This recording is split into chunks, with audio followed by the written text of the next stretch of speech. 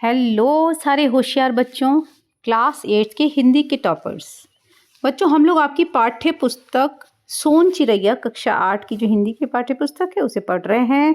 इसमें हम लोगों ने आपका पाठ 8 चांदी का जूता पढ़ना शुरू किया, जिसमें हम लोगों ने पिछले वीडियो में इसका एक्सप्लेनेशन और रीडिंग करी थी बहुत अच्छी तरह से। मैंने भी आपको बिटवीन क्वेश्चंस भी बताती जा रही हूँ और साथ में कुछ कठिन शब्द भी बताते जा रहे हैं, हम लोग पढ़ते जा रहे हैं साथ साथ। ठीक है, तो आधा हम लोग ने पढ़ लिया था बच्चों, आधा हम लोग इस वीडियो में करेंगे। ठीक है, इस पाठ के लेखक बाल शौरी रेड्डी हैं, जिसके बारे में भी हम लोगों ने बात कर ली थी। ठीक है, अब बच्चों हम लोगों ने पढ़ा था कि थोड़ा सा शॉर्ट में जल्दी से बताती हूँ मैं आपको कि लेखक ये कहते हैं कि वे अपने वकील मित्र शिवराम के घर जब पहुँचे तो वहाँ पर उन्हें उनके दोस्त वेंकटेश्वर राव मिले और उन्होंने फिर अपने घर उन्हें न्योता दिया, जहाँ वो नाश्ता करने के लिए न्योता पाने पर पहुँचे। फिर वहाँ पर उनके ड्राइंग रूम में बैठकर उन्होंने उनके ड्राइंग रूम की सुंदर जो भी वहाँ प्रशंसा करी, मन ही मन की इतना बढ़िया डेकोरेट हुआ है, सजा हुआ है, अच्छी अच्छी पेंटिंग लगी हुई थी वहाँ पर। तो वो ये सोच रहे थे कि उनकी पत्नी ने ऐसा सुंदर सजाया होगा, क्योंकि वेंकटेश्वर राव तो था बहुत ही, हॉस्टल में जब उनके साथ रहता था तो बहुत लापरवाह किस्म का था, तो ऐसा वो सोच रहे थे। फिर उनकी पत्नी वेंकटेश्वर राव की पत्नी रमा आती हैं और उनको उलाहना देती हैं कि वो शादी में सुरेश की शादी में क्यों नहीं आए, है ना। तो इससे हमें पता लगता है कि सुरेश उनका पुत्र है ना, हमें ये अंदाज़ा लगता है। फिर वो अपनी बहू से उन्हें मिलवाते हैं, जो कि बहुत पढ़ी लिखी हैं और जिन्होंने एमए प्रथम श्रेणी में किया है और स्वर्ण पदक मिला है। ठीक है, तो यहाँ तक हम लोग ने पढ़ा था। फिर अब वो अपनी बहू की तारीफ़ करती हुई रमा कहती हैं कि भैया हमारी बिरादरी में आज तक किसी ने स्वर्ण पदक प्राप्त नहीं किया है ना। ये देखिए, अपनी सीमा पर हमें गर्व है, ये रात दिन पढ़ती रहती है।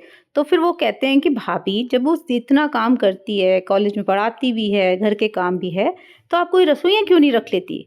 आप कमाने वाली बहू से काम लेना तो ठीक नहीं है, लोग क्या सोचेंगे। तो वो कहती हैं मैं भी सोचती हूँ, लेकिन मुझे अपने हाथ का खाना ही अच्छा लगता है, और काम भी क्या है, 4 जने हैं, आखिर हमारा भी तो समय कटना चाहिए, काम करने से तबीयत भी अच्छी रहती है। अब बच्चों बताओ 4 जने कौन कौन थे उनके घर में, बताइए आप, हैं? वेंकटेश्वर जी, उनकी पत्नी रमा, उनकी बहू और उनका बेटा। ठीक है, तो ये 4 जने थे। ओके, तो फिर अब जब वो ये ऐसा कहती है ना, तो बीच में वेंकटेश्वर राव के क्या कहते हैं, देखिए सुनिए। रमा, झूठ बोलने की भी हद होती है, ये पराये थोड़ी है यार। असली बात ये है कि रमा रसोइये के पीछे खर्च करना बेकार मानती है।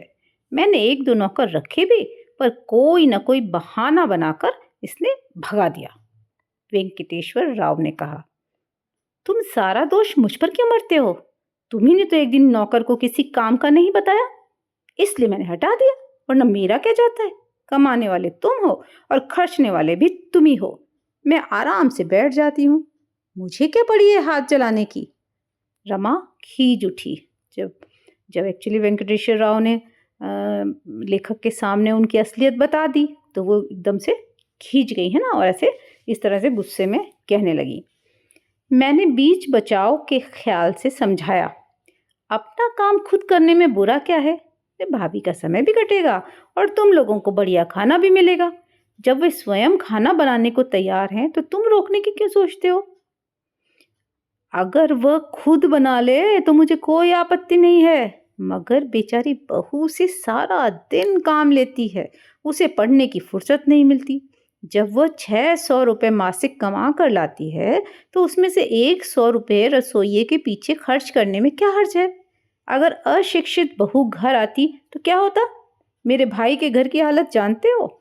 वे 50,000 रुपये लेकर 50,000 रुपये दहेज लेकर, है ना, दहेज, मैट्रिक पास बहू को घर लाए। वो रानी की तरह बैठी रहती है, परोसने तक का काम नहीं करती। कोई उसे छोटा मोटा काम बता दे तो कहती है, मेरे पिताजी ने इसलिए 50,000 रुपये नहीं दिए हैं कि मैं आपके घर बेगारी करूं। वे रुपए बैंक में जमा कर दो, जो ब्याज मिले उससे नौकर चाकर रख लो, है ना। देखा, तो यहाँ पर भी उन्होंने एक तरह से व्यंग किया है कि वो पैसे के लालच में ऐसी बहू को ले आए जो कि उनको कहती है कि भाई मैं तो पैसे देकर आई हूँ तो मैं काम क्यों करूँ, है ना। तो इस तरीके का वो व्यवहार करती है उनके साथ। आखिर मेरी बहू तो ऐसी नहीं, बेचारी अपना एक भी मिनट आराम करने में नहीं बिताती। समझो कि ये हमारी खुशकिस्मती थी कि ऐसी बहू हमें मिली। पति को बहू की तारीफ के पुल बांधते देख रमा से रहा नहीं गया। वो तन कर बोली, मैं ही चाकरी करने के लिए पैदा हुई हूं ना। मेरे बाप दादी जमींदार थे, हमारे मायके में नौकर चाकर गाड़ी वाड़ी सब कुछ थी, लेकिन मैं यहाँ क्या भोग रही हूँ। बात बढ़ते देख वेंकटेश्वर राव के साथ मैं बैठक में आ गया।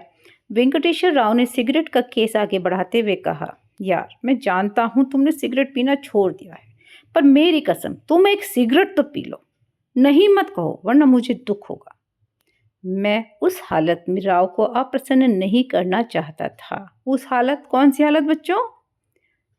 लेखक किस हालत की बात कर रहे हैं? उस हालत मतलब जब पति पत्नी में इस तरह से तनाव हो गया ना, एक तरह से थोड़ा सा झगड़ा हो गया। तो उन्होंने कहा कि मैं उन्हें इस समय अप्रसन्न नहीं करना चाहता था, क्योंकि पहले ही वो बेचारे दुखी थे।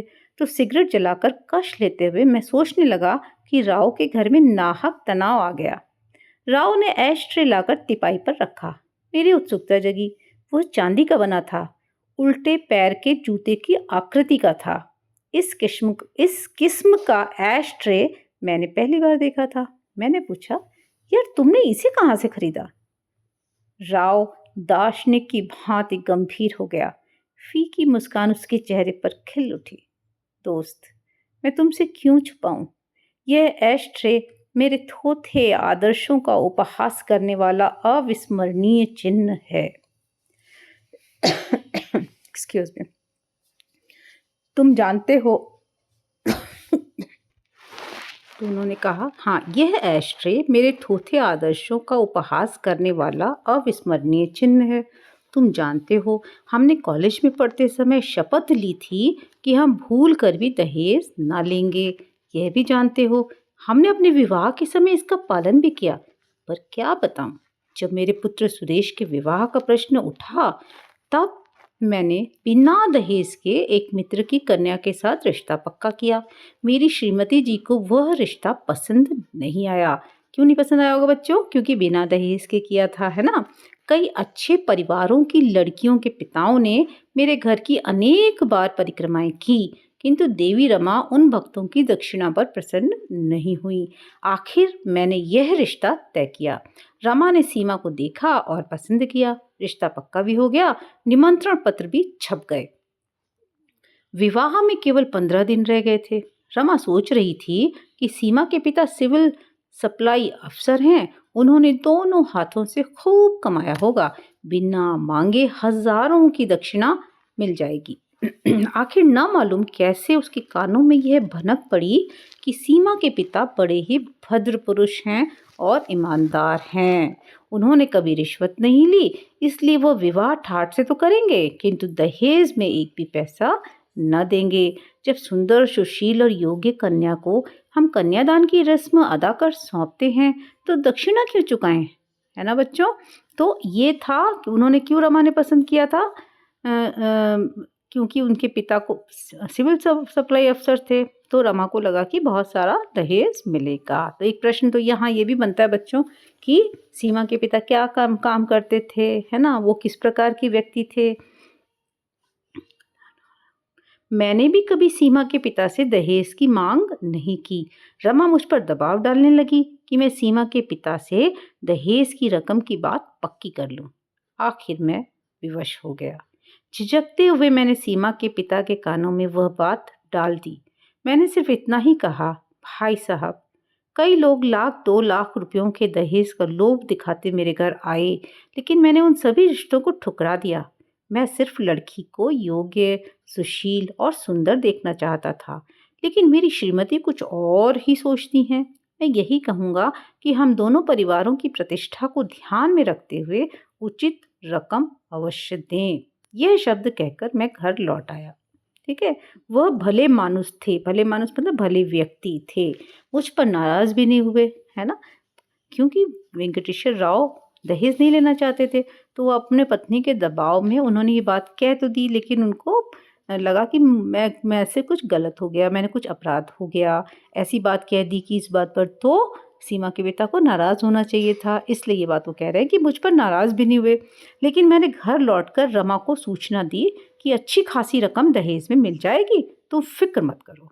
ठीक है? उन्होंने अपनी पत्नी को इस तरीके से बोल दिया ताकि वो शांत हो जाएँ। विवाह के दिन तक रोज़ वह मुझे तंग करती रही, तुमने ये क्यों नहीं कहा कि 50,000 रुपयों का दहेज मिलने पर ही हम आपकी कन्या को ब्याहेंगे? देखा बच्चों, पहले लोग किस तरह की बातें करते थे दहेज की। दहेज इसीलिए तो अभिशाप कहा गया कि दहेज मिलेगा तभी हम कन्या से ब्याह करेंगे, वरना कन्या का हम ब्याह ही नहीं करेंगे अपने बेटे के साथ। इस तरीके की बात कहकर दहेज मांगा जाता था। इसीलिए आपके पाठ के शुरू में कहा गया ना कि कितना बड़ा अभिशाप है, विकराल है हमारे समाज के लिए। मैंने 1 सप्ताह बाद सुना कि सीमा के पिता ने राइस मिल्स एसोसिएशन के सदस्यों को अपने घर बुलाया था। राइस मिल्स एसोसिएशन ने कन्या को एक बहुत बड़ा चांदी का बर्तन भेंट किया। वही बर्तन हमें दहेज में प्राप्त हुआ। मेरी श्रीमती जी ने विवाह संपन्न होते ही वह बर्तन लेकर कमरे में सुरक्षित रख दिया और मुझे अलग से बुलाकर बर्तन का ढक्कन खोला। उसकी आंखें विस्मय से चमक उठीं। नोटों के बंडलों से वह बर्तन भरा हुआ था। रमा ने सारे बंडल जमीन पर उड़ेल दिए। उसमें कुल मिलाकर 60,116 रुपए थे। रमा सीमा के पिता की उदारता की प्रशंसा करती रही। वे सभी नोट एकदम नए थे। मुझे तो डर लगा कि कहीं जाली नोट तो नहीं। रमा रुपयों के बंडलों को एक बक्से में सजाने लगी। मैंने बर्तन में हाथ डाला तो कोई और चीज़ हाथ लगी। वह चांदी का जूता था। मेरे समझी ने वह जूता मेरे सिर पर नहीं, दिल पर मारा था, है ना? यानी उनके दिल पर चोट लगी कि तुम्हें पैसे चाहिए, लो पैसे ले लो, है ना? इस तरीके से। लेकिन वो अपना अपमान महसूस किया उन्होंने जब वो जूता, उसके अंदर चांदी का जूता मिला। इस प्रकार से इन्होंने कहानी का टाइटल भी चांदी का जूता इसीलिए रखा है। जूता किसी को देना एक तरह से उपहार में कभी जूता थोड़ी देते ना बच्चों। जूता देने का मतलब सामने वाले को एक तरह से एहसास कराना, है ना? एक तरह से उसको उसकी गलती का एहसास कराना। तो वो एहसास हो भी गया वेंकटेश्वर राव को, लेकिन ये दहेज तो उन्होंने ले ही लिया। तो ये दहेज की समस्या को उठाती हुई ये व्यंग्य प्रधान कहानी है। इसमें हमने क्या सीखा बच्चों? देखो, व्यंग्य प्रधान कहानी के अंत में देखना, लास्ट वाले लाइन पे देखो, व्यंग्य प्रधान कहानी के माध्यम से दहेज रूपी सामाजिक बुराई पर तीखा प्रहार किया गया है। दहेज एक सामाजिक अभिशाप है। लोभ मनुष्य के चारित्रिक पतन का कारण बनता है और आडंबरपूर्ण जीवन सरलता, सहजता और आत्मीयता से परे होता है। ठीक है? तो दहेज के पैसे लेकर उन्होंने अपने घर को अच्छे से सजा रखा था और बहुत रईसों के तरीके से वो रह रहे थे, लेकिन असल में वो दहेज का धन उन्होंने लिया, जो उनका चरित्र जो था उसका पतन हो गया। और ये समस्या बता रही है कि पढ़ी लिखी सुशिक्षित लड़की और जो सुशील है, सुंदर है, लेकिन फिर भी दहेज के कारण इस तरह की समस्या आती है और उसके पिता से दहेज की मांग की जाती है। तो दहेज एक ऐसी, इसीलिए बच्चों आप अब दहेज के लिए बहुत सख्त कानून आपको पता होगा बना हुआ है। दहेज लेना देना सख्त अपराध है ना? और इसे नहीं लिया जाना चाहिए। लेकिन कहीं ना कहीं ये बुराई हमारे समाज में फ़िलहाल अभी भी कम हो गया है, लेकिन अभी भी बुराई हमारे समाज में है। ठीक है बच्चों, तो ये हम लोगों ने इस पार्ट का एक्सप्लेनेशन देख लिया। कोई बात आपको नहीं समझ में आया, आप मुझे कमेंट करके बताइए आपको कैसा लगा पढ़ना। अब इसके बाद हम लोग अगले वीडियोस में इसकी बैक एक्सरसाइज को कंप्लीट कर लेंगे, सारी चीज़ें पढ़ लेंगे। और हाँ बच्चों, चैनल को सब्सक्राइब तो आपने कर लिया होगा ना? और अगर नहीं किया किसी बच्चे ने जो नया आया है, वो इस चैनल को ज़रूर से सब्सक्राइब कर लीजिए, ताकि आपको सारे नोट्स अच्छे से मिल जाए, नोटिफिकेशन आपके पास आ जाए। अपने दोस्तों को भी शेयर करिएगा। ठीक है बच्चों, चलिए अगले वीडियो में फिर मिलेंगे। तब तक के लिए जय भारत, जय हिंद।